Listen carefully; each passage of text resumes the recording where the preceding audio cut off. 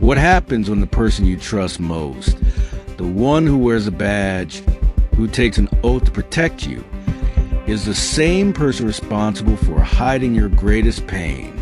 This isn't just a story about justice delayed.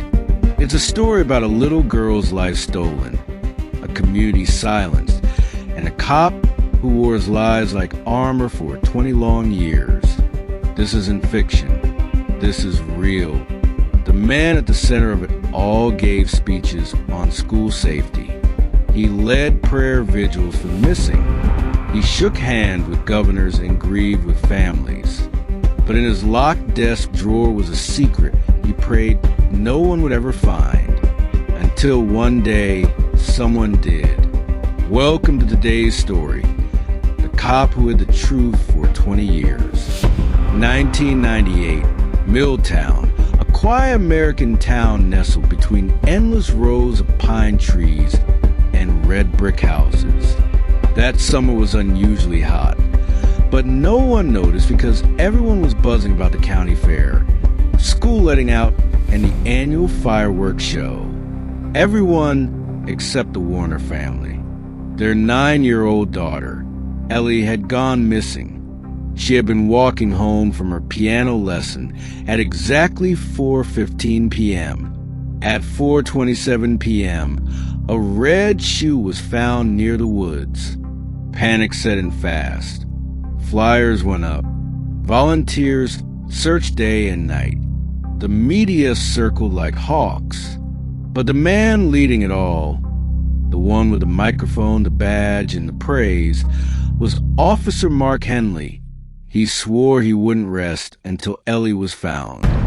What no one knew was that Officer Henley already knew where she was. Ellie Warner was what you'd call unforgettable. Freckles like constellations, a toothy smile that could win any room, and an obsession with writing stories about animals solving crimes. She wanted to be a detective when she grew up. Irony, right? That day, she never made it home. The last confirmed sighting was at the intersection near Maple Street and Lakeview Avenue. Officer Henley claimed he checked that area thoroughly, but records would later show he never even logged the search. The case officially went cold in 2001. Henley became a hero in the town's eyes. He pushed for more funding for child safety. He gave talks on how to protect children. He even comforted the Warner family for years. No one questioned him. Why would they? He was the law. But beneath that uniform, Henley was suffocating in guilt. You see, that red shoe, it wasn't found by a jogger like the report said. Henley found it himself, next to Ellie's body, partially buried in the brush. He panicked. He knew what that meant. He also knew who did it. His son, Jason. Henley was 17 at the time. Troubled, aggressive, already on thin ice with law enforcement for vandalism, a suspected assault, and animal cruelty. But Henley had covered up for him before. He thought this time would be no different. Except it was. Ellie had been in the wrong place at the wrong time. Jason had a meltdown that day, and when Ellie crossed his path, he snapped. Henley found her hours later. She was already gone. He knew if the truth came out, his son would go to prison for life. And Henley's career, reputation, everything would shatter. So he made a choice.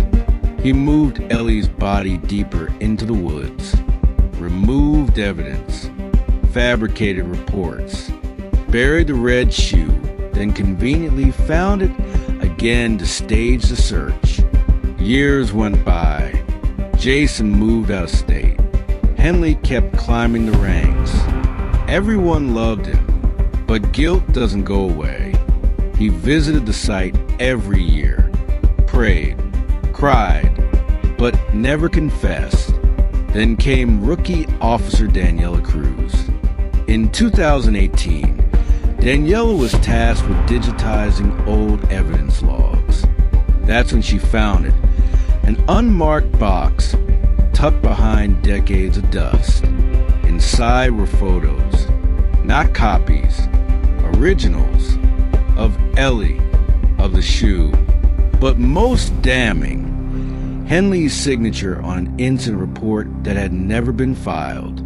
Daniela could have ignored it, but she didn't. She reopened the case quietly, requested DNA reanalysis, and started tracing Jason Henley's records. What she found next shocked her. Jason had been arrested 3 times for violent offenses in another state, once for strangulation. All charges dropped. Guess who had posted bail each time? Daniela brought her findings to Internal Affairs. It exploded. Henley was placed on immediate suspension. His house was raided, and beneath the floorboards in his garage, they found Ellie's backpack. The community was devastated, angry, betrayed. How could he? That was the question on every lip. At his trial, Henley confessed. He sobbed, said he couldn't bear to lose his son, that he thought he was doing the right thing. But justice doesn't work like that. Jason Henley was arrested for Ellie's murder. He pleaded guilty, life without parole. Mark Henley received 25 years for obstruction, tampering with evidence, and aiding a fugitive. Ellie's parents were there every day in court. They wore yellow, her favorite color. Truth has a heartbeat. It never dies. It waits, sometimes for days, sometimes for decades, but it waits. Mark Henley thought he buried a secret. He didn't. He buried a little girl's justice. And for that, the world remembered. Let this be a lesson, not just about justice, but about the danger of misplaced loyalty, about how silence can be as cruel as violence, about how one lie can echo across generations. Ellie Warner didn't get to grow up. She didn't get to write those stories or become a detective, but her truth was louder than the man who tried to silence it. And now she's finally home. If this story moved you, leave a comment below. What do you think about Henley's choice? Do you believe guilt is punishment enough? Or does justice demand more? Hit subscribe, share this story, and always, always ask questions. Because the truth is never afraid of being found.